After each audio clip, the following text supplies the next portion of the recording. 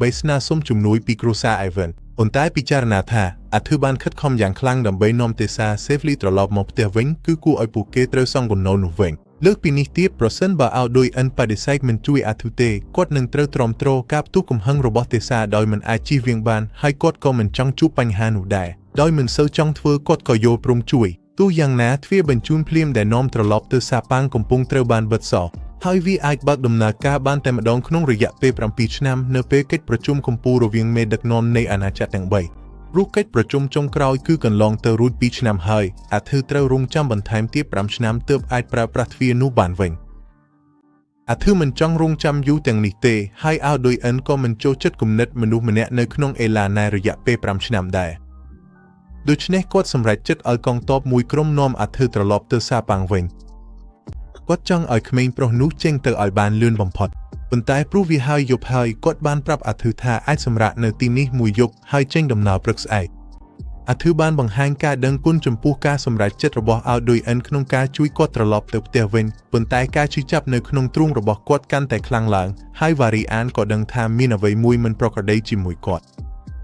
បន្តិចក្រោយមកបន្ទប់មួយត្រូវបានរៀបចំសម្រាប់អាធឺនៅក្នុងប៉ាឡេសនិងពេលនេះគាត់កំពុងងូតទឹកប៉ុន្តែការជឿចាប់នោះកាន់តែធ្ងន់ធ្ងរឡើងដូច្នេះអាធឺក៏ចាប់ផ្ដើមព្រួយបារម្ភថាអាចនឹងស្លាប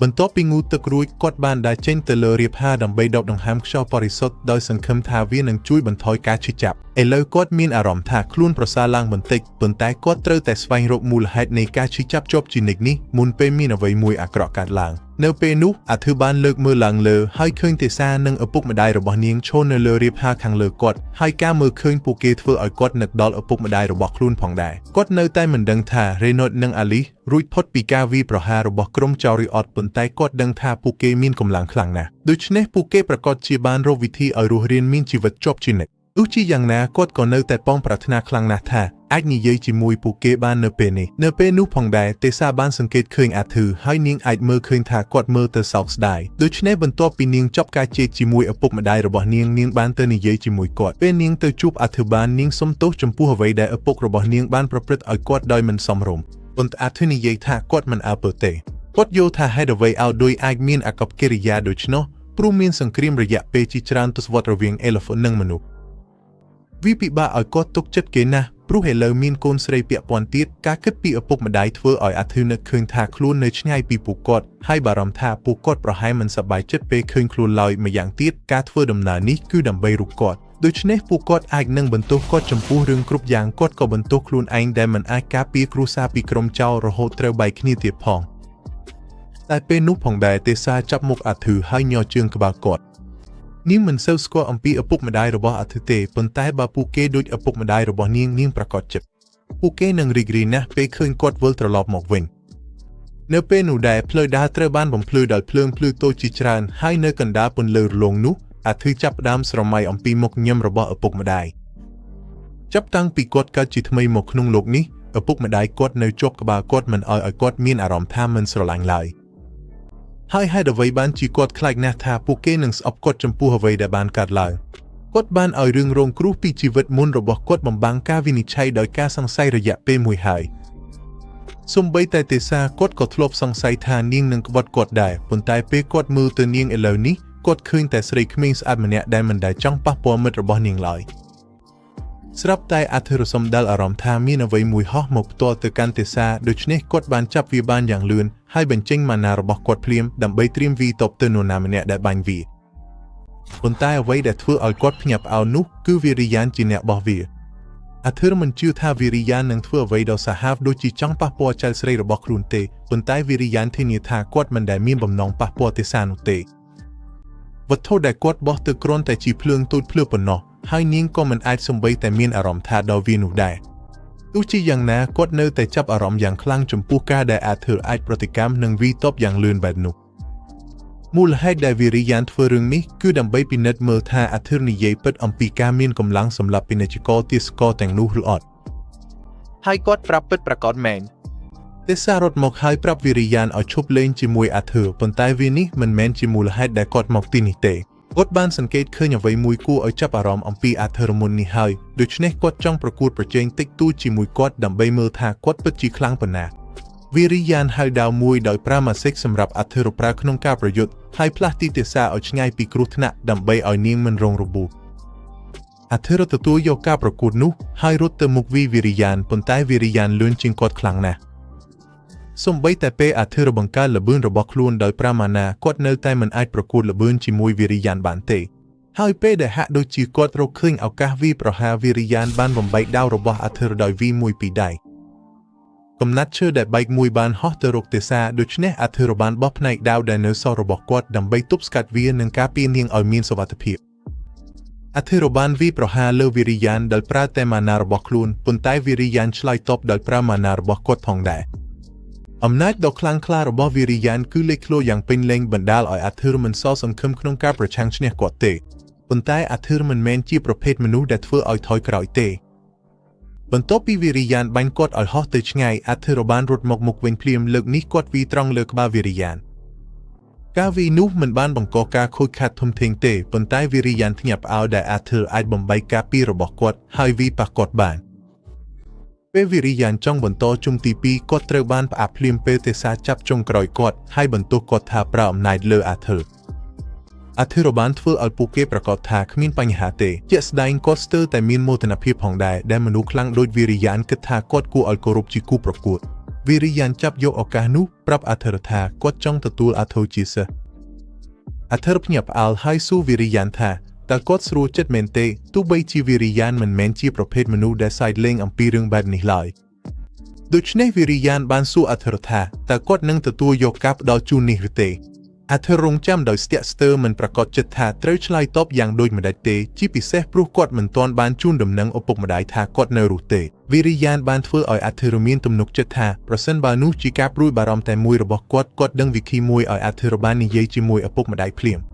อัธรจับอารมณ์ปนใต้มุนเปกอดไอชไลตอบบานมีนกาชีจับคลางมวยบานโจตรุงระบอกกอดเวงให้วิริยานหะดังให้พอในเรื่องนุกอดบานปรับอัธรทากอดตัวบานชันเตสัตให้บาอัธรมันโยปรมคลายจีเสระบอกกอดเตกาชิจับเนเลตรุงนังสำหรับกอดมวยทั้งไงนามวยบานดังดำนังอักระแบบนี้อัธรบานพิยิมเดแต่กาสำระมันแมนจีรึงอีสรูเตกาภัยคลายในกาแจกเจนปีกรูซาร่วมจิมวยนังอนาคตในกาสลับระบอกลูนบานเฟอร์อัลกอดเทะโจขนงสบันอักระดอกกูอัลคลายมวยแต่มีนอาระมรุมคานกอดสลับแต่กอดบานดูสำเร็งให้ชมุกกอดเปกอดบัลพเนกหลังกอดเคยเตซาเนเลคลูนกอดนิ่งบานพิยิมเป็นโจอัลกอดเงียระยะเปมวยหายแต่กอดเนื้อแต่บนโตนิเยอัมปีศาจอักระมวยได้กำปงเฟอร์เอานิ่งจับดำขังนิ่งจมรุงอัลกอดริบจอมคลูนชับรูวาริยองกำปงรงจำเนื้อขังกลายรุยไทยอัธรบานกัดปีเกรหายจับดำพลาเปียสำลีบ่มเปียขณะเปกอดกำปงเสลียเขาเอาเตซาบานสูทากอดปจิจังสนะเนตีนีไฮฟักฮัดกรอมการแนนอมระบบตาคลูนเมนเตบนใต้อัธรมันต้นสำหรับเจ็ดในลอยเตจุมเรื่องระบบกอดอัสไรเลธาตาวาริยองไอจกกอดจิมวยกรุซากอดบานเมนรุเตจะโซเลงอัธรมินเอากะนิเยจิมวยอปุกมาได้ระบบกอดให้คินีเอาปูเกดังทากอดมินสวัสดิภาพกอดหนึ่งมินอารมณ์สบายใจจิมวยอปุกมาได้ระบอกกอดให้ที่นี่เอาปูเกดังทากอดมีนสวัสดิภาพกอดหนึ่งมีนอารมณ์สบายใจบนโต๊ะปีเสลียเปียรูดอัธหนึ่งเตซาบ้านทั่วดำนาจกแต่จวนกรอมจิมวยขณีดูจีอย่างนาเปปูเกบักทวีปูเกบานเดลเอาโดยเอ็นกำปงไตเจประกายอย่างตั้งรังจิมวยวาริยานเอาโดยเอ็นมันไอตรอมโตรกุมเน็ตเอาอัธรู้ในขนมโกระบะเอลฟ์บานเตวีนังจีกาบำเพ็ญประเพณีระบะเอลฟ์จีทรานสัตวัดประสันบาวาริยานตะตัวยกกอดจิเสบนใต้วาริยานเนแต่อัตรกอดจับอารมณ์อัธรหายกอดก็สำหรับเจ็ดฟื้นอัธจีเสระบอกกอดผ่องได้มันท่านุนามกรังดองเพลกอดก็ได้แต่ทราบชีเยี่ยมกาปีอัธปนใต้เอาโดยเอ็นมันพร้อมสตับมันระบนิงเตปลุกกอดดังฉบับทานนิงคอมโตรไออัธรู้ในจิมวยปุเกโดยใช้ดอนวาริยานก็มันจับอารมณ์ลืมเตระบอกเอาโดยเอ็นได้โดยซาแต่ปัญหานี้กอดบ้านเป็นจีไออัธนังเตซาลางรถเซปลุกปุเกมีนตีตังเตอขนมอำลองดำนาตัวจุกเมื่อระบบวาริยานการฟื้นดำนานุยูนะระโหเตซาเทียเด็กอัธรสูวาริยานท่าแต่ปูเกเนตรจำยูติเตดำใบเตดอกันไหลนุปนตายเป็นนี้ก็ทายกอดท่าแต่วาริยานพิญญาเอาจมปูระเบียบได้อัธรบบังกากรุบแบบเพลกาอย่างเลื่อนปนตายประสิทธิ์บาไวเตอร์ลูนให้อัธรบันตอสทัดกรอมการในนอมระบบกอดก็อาจเตรบันจัดตุกท่าจีครูซาผ่องได้ระเบียบนี้ยิ่งสามัญระบบอัธรมันฟื้นเอาวาริยานขังสอดเต ជាក់ស្ដែងគាត់សប្បាយចិត្តណាស់ដែលទេសាមានមិត្តភក្តិម្នាក់សម្រាប់ចំណាយពេលជាមួយដោយជាកូនតែមួយនាក់នាងគឺជាអ្នកស្នងរាជតែមួយគត់ដោយសារតែបញ្ហានេះកុមារផ្សេងទៀតភាគច្រើនតែងតែរក្សាគម្លាតពីនាងកុមារដែលបានស្និទ្ធស្នាលជិតស្និទ្ធជាមួយនាងប៉ុន្មាននាក់ក៏បានរំផ្លាញការជឿទុកចិត្តរបស់នាងមួយរបៀបណាមួយដែរដោយហេតុនេះទេសាតែងតែពិបាកបើកចិត្តជាមួយមនុស្សថ្មីប៉ុន្តែពេលនាងស្ថិតនៅជាមួយអាធឺនាងតែងតែបង្ហាញថានាងរីករាយខ្លាំងណាស់ចំពោះរឿងនេះវ៉ារីយ៉ានមានអំណរគុណយ៉ាងជ្រាលជ្រៅអាធឺផងដែរក៏មានបញ្ហាជឿទុកចិត្តយ៉ាងជ្រាលជ្រៅប៉ុន្តែពេលគាត់មើលទៅវ៉ារីយ៉ានគាត់មើលឃើញតែបុរសម្នាក់ដែលមានចិត្តស្មោះត្រង់និងមានមេត្តាករុណាមនុស្សដែលគាត់មានអារម្មណ៍ជឿជាក់ដោយស្វ័យប្រវត្តិថាអាចពឹងផ្អែកបានរត់សេះបានឈានដល់គោលដៅរបស់ពួកគេចុងក្រោយបន្ទាប់ពីបញ្ចុះទេសាឲ្យភ្ញាក់ឡើងមនុស្សទាំងអស់ចេញពីសេះអាធឺមានចិត្តចង់ដឹងអំពីអត្តសញ្ញាណរបស់បុគ្គលសម្ងាត់នោះដោយគិតថាមនុស្សនោះត្រូវមានសារៈសំខាន់ខ្លាំងណាស់បើសិនជាមនុស្សដែលមានឥទ្ធិពលដូចវ៉ារីយ៉ានក៏ត្រូវធ្វើដំណើរឆ្ងាយដល់នេះដើម្បីជួបគាត់វ៉ារីយ៉ានមិនអាចរងចាំបានទៀតទេដូច្នេះគាត់ដើរទៅកាន់ទ្វារហើយហៅឲ្យរ៉េនយ៉ាឲ្យចេញមកភ្លាមខណៈដែលគាត់ផ្អៀងត្រចៀកទៅលើទ្វារគាត់ស្ដាប់មើលថាមានចលនាឬសំឡេងអ្វីនៅខាងក្នុងទេភ្លាមនេះគាត់ត្រូវទ្វារបុកមុខពេលទ្វារបើកចេញបន្ទាប់ពីប្រមូលខ្លួនវិញវ៉ារីយ៉ានបានណែនាំរ៉េនយ៉ាថាជាអ្នកវេទមន្តដែលមានសមត្ថភាពកម្រិតម្នាក់ដោយសារតែជំនាញរបស់នាងគាត់មានជំនឿថានាងអាចជួយអាធឺឲ្យតាក់ទងទៅកាន់គ្រួសាររបស់គាត់បាននាងស្វាគមន៍ពួកគេឲ្យចូលក្នុងផ្ទះដើម្បីអាចចាប់ផ្ដើមភ្លាមទោះជាយ៉ាងណាពេលពួកគេចូលទៅអាធឺមើលឃើញតែផ្ទះធម្មតាមួយប៉ុណ្ណោះមានតែធុងទឹកសាមញ្ញមួយដាក់លើតុរឿងនេះធ្វើឲ្យគាត់សង្ស័យថាតើនាងមានផែនការជួយគាត់យ៉ាងដូចម្តេចរ៉េនជាបានបង្ហាញថានាងជាសមាជិកមួយប្រភេទកំមនៃអ្នកវេទមន្តដែលគេហៅថាអ្នកទោសជាអ្នកទោសនាងមានសមត្ថភាពមើលឃើញទាំងអតីតកាលនិងអនាគតរបស់មនុស្សនាងបានបញ្ចូលអំណាចរបស់នាងទៅកាន់អាធឺបន្តិចហើយភ្លាមនេះនាងមានអារម្មណ៍ថាគាត់មិនមែនជាកុមារធម្មតាទេផ្នែកខ្លះនៃអតីតកាលរបស់គាត់នៅតែស្រមោលមិនអាចឃើញបានសម្រាប់នាងទោះបីនាងអាចមើលឃើញច្រើនជាងនេះក៏ដោយការយល់ដឹងរបស់នាងក៏នៅតែមានកំណត់ព្រោះអំណាចរបស់នាងអាចឲ្យនាងមើលឃើញតែស្រមោលខ្លីនៃអនុស្សាវរីយ៍បែកបាក់ប៉ុណ្ណោះប៉ុន្តែអាធឺមិនមកដើម្បីឲ្យនាងមើលអតីតកាលរបស់គាត់ទេគោលបំណងរបស់គាត់គឺដើម្បីធានាឲ្យគ្រួសាររបស់គាត់ដឹងថាគាត់មានសុវត្ថិភាពរិននីបានរុញធុងទឹកទៅកាន់អាធឺហើយបញ្ជូនឲ្យគាត់ផ្ដោតអារម្មណ៍យ៉ាងជ្រាលជ្រៅលើឪពុកម្ដាយរបស់គាត់ដើម្បីឲ្យលទ្ធផលល្អបំផុតបន្ទាប់មកនាងចាប់ផ្ដើមបញ្ចូលសមត្ថភាពរបស់នាងហើយក្នុងរយៈពេលប៉ុន្មានវិនាទីទិដ្ឋភាពនៃឪពុកម្ដាយរបស់គាត់ក៏ចាប់ផ្ដើមបង្ហាញខ្លួនឲ្យអាធឺមើលឃើញអាលីទើបតែចប់ការលីម្ហូបស៊ុបមួយដើម្បីជាអាហារពេលល្ងាចច្រើនជាងគ្រប់គ្នាទាំងពីរអាចបរិភោគបានផងដែររ៉េនស្រឡាញ់ម្ហូបនេះណាស់ប៉ុន្តែទាំងពីរនាក់មិនអាចរីករាយជាមួយវាបានពិតទេព្រោះអាធឺខ្វះខាតដែលពួកគេដឹងគាត់អាចស្លាប់បាត់ទៅហើយបន្ទាប់ពីការធ្លាក់ពីជម្រាលភ្នំដ៏សាហាវនោះការរស់នៅក្នុងអារម្មណ៍ខុសត្រូវបានបរិភោគរ៉េនយ៉ាងជ្រាលជ្រៅដល់ថ្នាក់ដែលគាត់ស្ទើរតែធ្លាក់ចូលទៅក្នុងជំងឺស្រវឹងប៉ុន្តែដោយសារភរិយារបស់គាត់មានផ្ទៃពោះនិងត្រូវការថែទាំគាត់មិនមានជម្រើសទេក្រៅពីបោះបង់ការស្វែងរកកូនប្រុសរបស់ពួកគេហើយត្រឡប់ទៅទីក្រុងវិ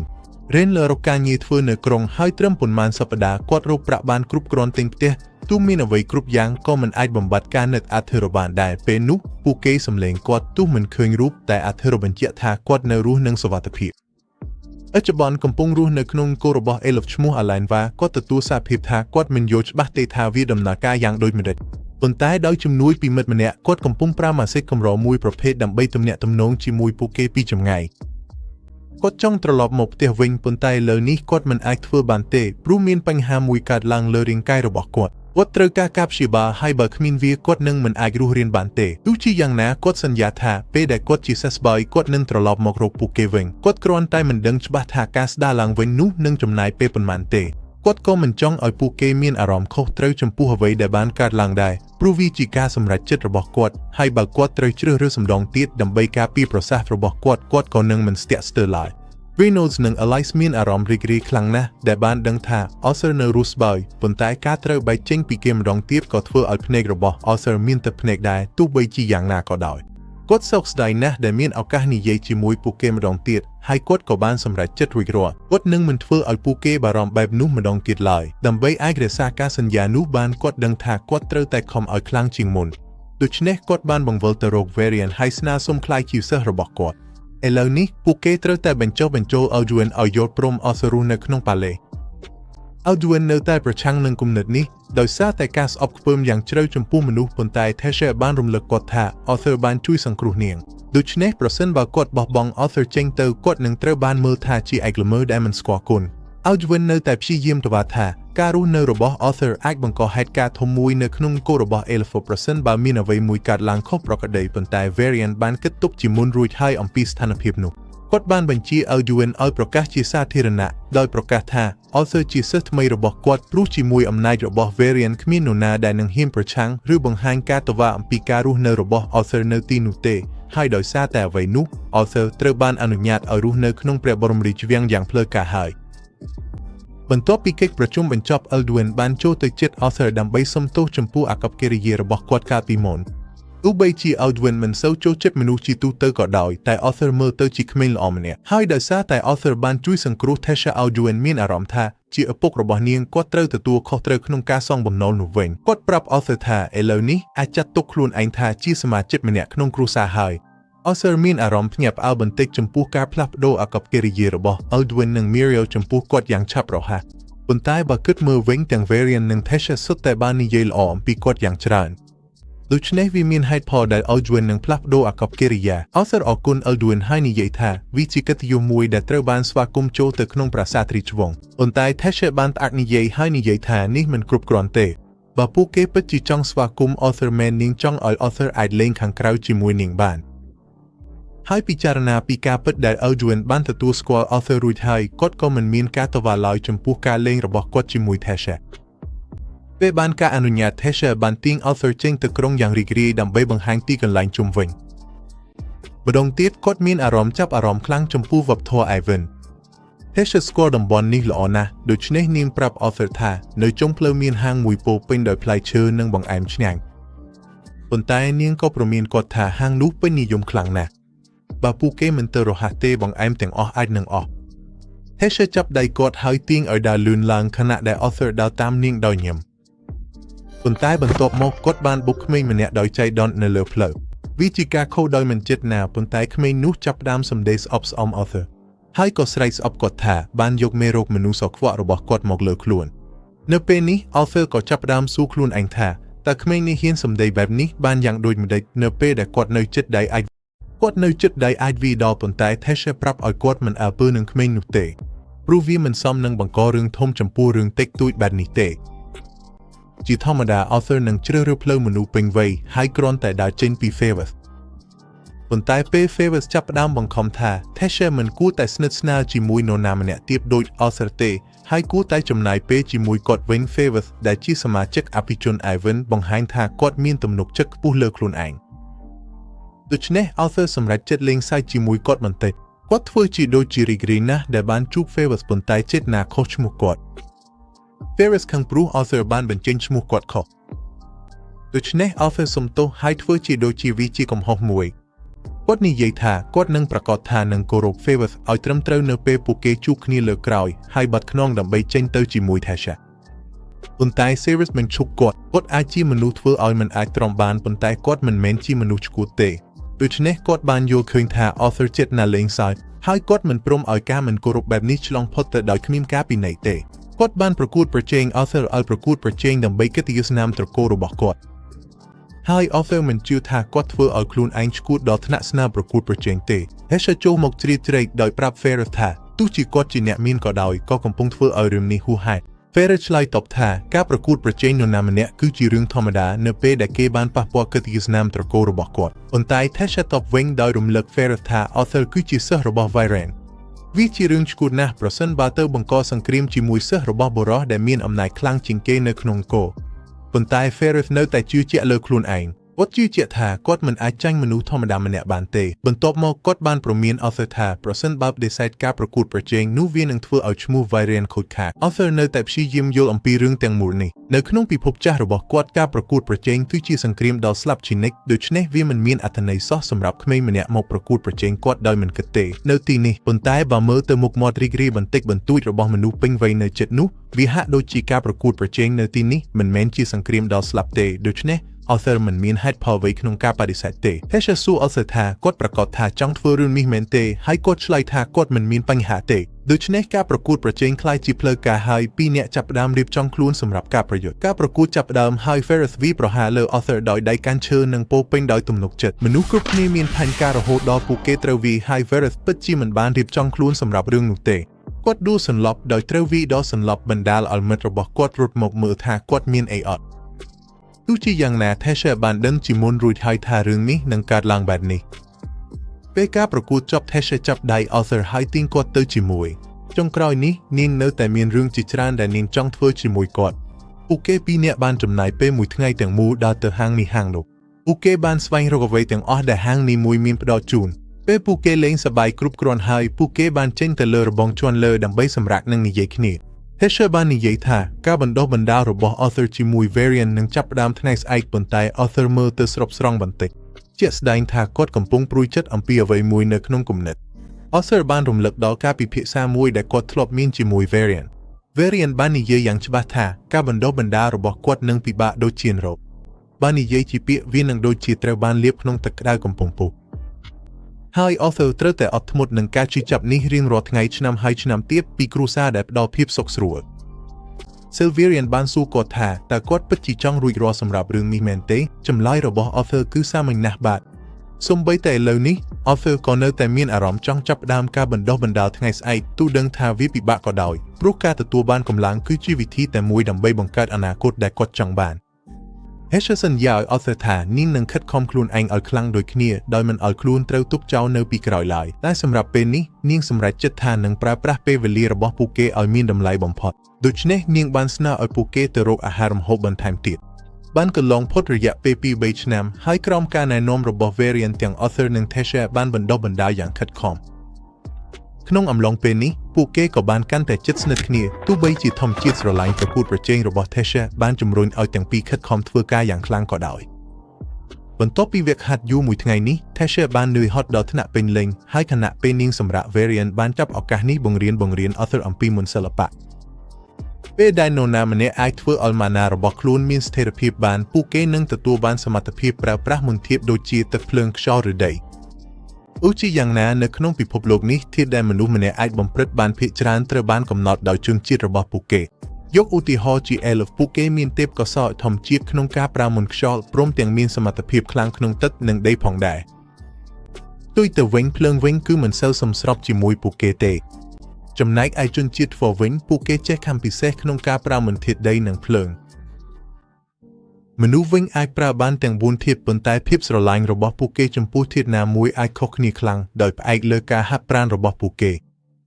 Tasha លើកដៃរបស់នាងឡើងហើយសួរ Varian ថាហេតុអ្វីបានជាគាត់មិនឲ្យ Arthur ហាត់ប្រាណជាមួយ Monacho របស់គាត់ទេប្រសិនបើវាសំខាន់ដល់ថ្នាក់នោះ Varian ឆ្លើយថានៅពេលនេះ Arthur មិនទាន់មានកម្លាំងគ្រប់គ្រាន់ដើម្បីទ្រាំទ្រវានោះទេរាងកាយរបស់គាត់មានកម្លាំងសັບសាហាវមួយហើយបើទោះបីវាអាចផ្ដល់អំណាចយ៉ាងខ្លាំងក្លាក៏វាក៏រំខានដល់ការភ្ជាប់រវាងរាងកាយរបស់ Arthur និង Snow Mana របស់គាត់ផងដែរភាពមិនស្ថិរភាពនោះហើយដែលបណ្ដាលឲ្យមានការឈឺចាប់នៅក្នុងទ្រូងរបស់គាត់ដូច្នេះមុនពេលគាត់អាចបន្តហាត់ប្រាណ Mana គាត់ត្រូវតែបង្រួបបង្រួម Snow Mana របស់គាត់ឲ្យបានពេញលេញជាមុនសិន Tasha និយាយលេងថានេះបង្ហាញថានាងខ្លាំងជាង Arthur នៅពេលនេះប៉ុន្តែគាត់ស្រែកតបថាជាធម្មតានាងតែងតែមានអត្ថប្រយោជន៍ជាងគេព្រោះការវាយប្រហាររបស់នាងទាំងអស់ត្រូវបានបង្កើនអំណាចដោយម៉ាណាក្នុងចំណោមជនជាតិឯកសណ្ឋានអ្នកណាម្នាក់ត្រូវបានចាត់ទុកថាមានទេពកោសល្យប្រសិនបើពួកគេអាចភ្ញាក់ម៉ាណារបស់ខ្លួនបានមុនអាយុ10ឆ្នាំប៉ុន្តែ Tasha អាចប្រើម៉ាស៊ីកបានត្រឹមតែអាយុ9ឆ្នាំប៉ុណ្ណោះហេតុនេះហើយនាងបានហាត់ប្រាណជាមួយ Arthur មកទាំងអស់នេះព្រោះការហាត់ប្រាណរបស់ Arthur កំពុងរីកចម្រើនយ៉ាងស្ថិរភាព Varian សម្រេចថាទៅដល់ពេលដ៏សមរម្យក្នុងការជួយឲ្យគាត់ភ្ញាក់ចិត្តចំពោះកម្លាំងសត្វព្រៃរបស់គាត់បើដំណើរការនេះជោគជ័យការជឿចាប់ជាប់ជានិច្ចនៅក្នុងទ្រូងរបស់ Arthur គួរតែបាត់បង់ទៅទាំងស្រុងហើយគាត់នឹងក្លាយជាអ្នកបណ្ដុះបណ្ដាលសត្វព្រៃជាផ្លូវការតាមរយៈពិធីនេះ Arthur បង្ហាញការដឹងគុណចំពោះ Varian ហើយជំរុញឲ្យគាត់ចាប់ផ្ដើមភ្លាមពេល Arthur អង្គុយចូលនឹង Varian ចាប់ផ្ដើមពិធីភ្ញាក់កម្លាំងសត្វព្រៃ Tasha មើលដោយក្តីព្រួយបារម្ភមិនប្រាកដថា Arthur នឹងមានអីអត់ទេVarian បានផ្ដល់ការធានាចិត្តនាងដោយទទួលសារភាពថាទោះបីជា Arthur អាចមានអារម្មណ៍ក្តៅខ្លាំងក៏ដោយតែវាមិនគួរតែធ្វើឲ្យទ្រាំមិនបានទេប៉ុន្តែពេលដែល Varian ចាប់ផ្ដើមភ្ញាក់កម្លាំងសត្វព្រៃ Arthur បានស្រែកដោយឈឺចាប់ខ្លាំងខណៈដែលថាមពលដ៏ខ្លាំងក្លាធំធាត់បានផ្ទុះចេញពីរាងកាយរបស់គាត់ដល់ថ្នាក់បោះបង់ទាំង Varian និង Tasha ឲ្យហោះទៅក្រោយយ៉ាងសាហាវទោះបីជាការភ្ញាក់កម្លាំងសត្វព្រៃបានជោគជ័យផ្នែកបច្ចេកទេសក៏ដោយការចំណាយកម្លាំងយ៉ាងខ្លាំងលើរាងកាយរបស់ Arthur បានធ្វើឲ្យគាត់សន្លប់ភ្លាមនៅទីនោះវាធ្វើឲ្យទាំង Varian និង Tasha ព្រួយបារម្ភខ្លាំងពួកគេបានលើក Arthur ត្រឡប់ទៅប៉ាស្តូនិងដាក់គាត់ឲ្យសម្រាកដើម្បីឲ្យគាត់មានពេលស្ដារឡើងវិញ ពេល Arthur ភ្ញាក់ឡើងវិញគាត់ឃើញ Varian អង្គុយក្បែរព្រំក្រែមើលថែគាត់ Varian សួរថាគាត់មានអារម្មណ៍ល្អទេហើយ Arthur ឆ្លើយថាគាត់ដូចជាមានអីអត់ចង់ដឹងអីទេបន្ទាប់មក Varian សួរថាតើមានអ្វីមិនធម្មតាអំពីកម្លាំងសត្វព្រៃដែល Arthur ទទួលទេព្រោះប្រតិកម្មខ្លាំងដូចនេះមិនធ្លាប់កើតឡើងសោះដើមទាំង Arthur មានគម្រោងលាក់ការជួបជុំរបស់គាត់ជាមួយ Sylvia ប៉ុន្តែលើគាត់មិនឃើញមានហេតុផលអ្វីត្រូវលាក់ទៀតទេចុងក្រោយគាត់ទទួលសារពិតប្រាប់ Varian ថាកម្លាំងសត្វព្រៃរបស់គាត់គឺជាអំណោយមកពីនេះការបង្ហាញនេះធ្វើឲ្យ Varian ភ្ញាក់ផ្អើលខ្លាំងគាត់ពិបាកជឿនៅដំបូងប៉ុន្តែគាត់មិនអាចមើលរំលងពីកម្លាំងដ៏ខ្លាំងក្លាដែលចេញពីកម្លាំងសត្វព្រៃរបស់ Arthur ដែលប្រៀបដូចកម្លាំងនេះបានទេ Varian ប្រមានគាត់ថាមិនត្រូវនិយាយអំពីកម្លាំងនេះរបស់គាត់ឲ្យនរណាម្នាក់ដឹងឡើយបើអាចកំបាំងនេះត្រូវរាលដាលវានឹងទាក់ទាញការយកចិត្តទុកដាក់ដែលគាត់មិនចង់បានបន្ទាប់ពីនិយាយបែបនេះ Varian ប្រាប់ Arthur ថាគាត់នឹងត្រូវត្រឡប់ទៅផ្ទះវិញក្នុងរយៈពេល4ខែទៀតមានន័យថាគាត់ត្រូវប្រុងប្រយ័ត្នបន្ថែមទៀតនៅពេលចាក់ចេញ Arthur ភ្ញាក់ផ្អើលគាត់គិតថាគាត់នៅមានពេល2ឆ្នាំទៀតមុនពេលមានកិច្ចប្រជុំរវាងជាផ្សេងប៉ុន្តែជាការពិតមានព្រឹត្តិការណ៍បដូរទំនៀមទម្លាប់មួយត្រូវបានរៀបចំថ្មីនេះដូច្នេះច្រកទៅកាន់ទីក្រុង Zeros នឹងបើកឡើងវិញក្នុង4ខែទៀត Arthur សួរ Varian ថា Tesha ត្រូវបានប្រាប់រួចហើយឬនៅនាងមិនជឿចិត្តខ្លាំងប្រសិនបើដឹងថាគាត់ត្រូវចាក់ចេញយ៉ាងភ្លាម Varian ឆ្លើយថាឪពុកម្ដាយរបស់នាងកំពុងពន្យល់អ្វីទាំងអស់ឲ្យនាងស្គាល់យប់នោះខណៈដែល Arthur គេងលើគ្រែហើយកាន់ស៊ុបដែល Sylvia បានជូនឲ្យគាត់កំពុងតែពិបាកទទួលយកការពិតថាគាត់នឹងត្រូវលេងជួប Tesha នៅក្នុងរយៈពេល4ខែប៉ុណ្ណោះភ្លាមនេះគាត់សង្កេតឃើញអ្វីមួយស៊ុបនោះចាប់ផ្ដើមបែកចេញប៉ុន្មានវិនាទីបន្ទាប់មហេតុនៅតូចមួយបានកើតចេញដំបូង Arthur មានការព្រួយបារម្ភប៉ុន្តែសត្វនោះតូចនិងគួរឲ្យស្រឡាញ់ណាស់ដល់ថ្នាក់មិនអាចធ្វើអ្វីគេបានទេដូច្នេះគាត់យកដៃទទួលយកវាឡើងយ៉ាងទន់ភ្លន់ប៉ុន្តែបន្ទាប់មកម្ហេតុនោះបានខំដៃគាត់ Arthur ក្រឡាប់ខ្លួនថយក្រោយហើយបោះសត្វកំហែតចេញពីដៃប៉ុន្តែលើកដែលគាត់ពិនិត្យមើលកន្លែងដែលត្រូវខំគាត់មិនឃើញស្នាមខំធម្មតាទេជំនួសវិញមានសញ្ញាមួយចាប់ផ្ដើមបង្កើតឡើងសញ្ញានេះបង្កើតការភ្ជាប់មួយរវាង Arthur និងសត្វកំហែតដោយអាចឲ្យគាត់មានអារម្មណ៍ដឹងថាសត្វកំហែតគិតអ្វីទោះបីជាគាត់មិនយល់ច្បាស់ទាំងស្រុងក៏ដោយព្រោះគាត់ជាអ្នកចិញ្ចឹមសត្វកំហែតនេះគាត់សម្រេចចិត្តដាក់ឈ្មោះវាថា Sylvie តាមឈ្មោះម្ដាយវា Sylvia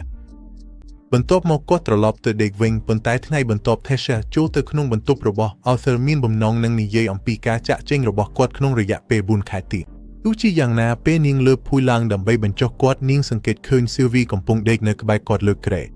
Arthur ភ្ញាក់ឡើងដោយភាពច្របូកច្របល់ដើមគិតថាអ្វីមួយប្រហែលជាមានបញ្ហាប៉ុន្តែមិនយូរប៉ុន្មានគាត់ក៏ដឹងថា Tesha គ្រាន់តែកំពុងលេងជាមួយ Sylvie ប៉ុណ្ណោះដូច្នេះគាត់សម្រេចចិត្តត្រឡប់ទៅដេកវិញថ្ងៃនោះដដែល Arthur និង Tesha ទៅដល់ទីលានហ្វឹកហាត់សម្រាប់វគ្គហ្វឹកហាត់ជាមួយ Varian ដោយ Tesha ព្យាយាមយ៉ាងសមត្ថភាពដើម្បីឈ្នះចិត្ត Sylvie ប៉ុន្តែបន្ទាប់ពីធ្វើឲ្យ Sylvie ស្ទើរតែតឹងពេកកាលពីមុន Sylvie ក៏ជៀសវាង Tesha ពេលពួកគេឃើញ Varian ចុងក្រោយហើយនៅពេលដែលគាត់ឃើញ Sylvie នៅលើក្បាល Arthur គាត់ស្ទើរតែមានជំងឺបេះដូងមិនដែលស្រមៃសោះថាគាត់នឹងបានឃើញនាពិតមួយក្នុងជីវិតរបស់គាត់ខណៈដែល Tesha នៅតែលេងជាមួយ Sylvie នោះ Arthur បានពន្យល់ថា Sylvie ទើបតែចេញពីសម្បុកដោយសារតែការកើតមាននៃសត្វព្រៃក្នុងខ្លួនដែលគាត់បានប្រឈមសើមិញគាត់ព្រួយបារម្ភថាការមាន Sylvie នៅជិតអាចនឹងបង្កបញ្ហាបើមនុស្សដឹងថានាងជានាថវានឹងជាបញ្ហាធំមួយប៉ុន្តែ Varian បានផ្ដល់ភាពស្មោះចិត្តដោយនិយាយថាមិនចាំបាច់បារម្ភអំពីរឿងនេះទេនេះសពថ្ងៃគ្រាន់តែជារឿងព្រេងប៉ុណ្ណោះដូច្នេះគ្មាននរណាសង្ស័យថាម៉ូតូរបស់ Arthur ជានាថពិតប្រាកដទេអ្វីដែលគាត់ត្រូវធ្វើគ្រាន់តែបង្ហាញថានាងជាសត្វកម្រមួយដែលមានរូបរាងស្រដៀងនឹងមាសប៉ុណ្ណោះបោះបង់រឿងនោះចោលពេលនេះពួកគេត្រូវចាប់ផ្ដើមហ្វឹកហាត់ប្រចាំថ្ងៃ Varian បានប្រាប់ Arthur ថាពេលនេះគាត់បានភ្ញាក់នឹងកម្លាំងសត្វព្រៃក្នុងខ្លួនហើយគាត់ត្រូវហ្វឹកហាត់ទាំង Beast Core និង Mana Core ជាមួយគ្នាហើយវិធីមានប្រសិទ្ធភាពបំផុតគឺតាមរយៈបទពិសោធន៍ប្រយុទ្ធពិតបន្ទាប់មក Varian ចាប់ផ្ដើមបំលែងខ្លួនពេលបំលែងរួចហើយគាត់ប្រកាសថាការហ្វឹកហាត់របស់ Arthur ចាប់ផ្ដើមភ្លាម Arthur រៀបចំខ្លួនសម្រាប់ការវាយប្រហារប៉ុន្តែ Varian គ្រាន់តែជើងមួយជំហានទៅមុខហើយបាត់ខ្លួនបាត់ភ្លាម Arthur ព្យាយាមការពារខ្លួនឯងប៉ុន្តែការតាមដានចលនារបស់ Varian គឺមិនអាចធ្វើទៅបានទេគាត់មិនដឹងថាការវាយប្រហារនឹងមកពីណាទេគាត់មានអារម្មណ៍ថា Varian នៅជិតខ្លួនប៉ុន្តែទោះបីគាត់ខិតខំយ៉ាងណាក៏ដោយ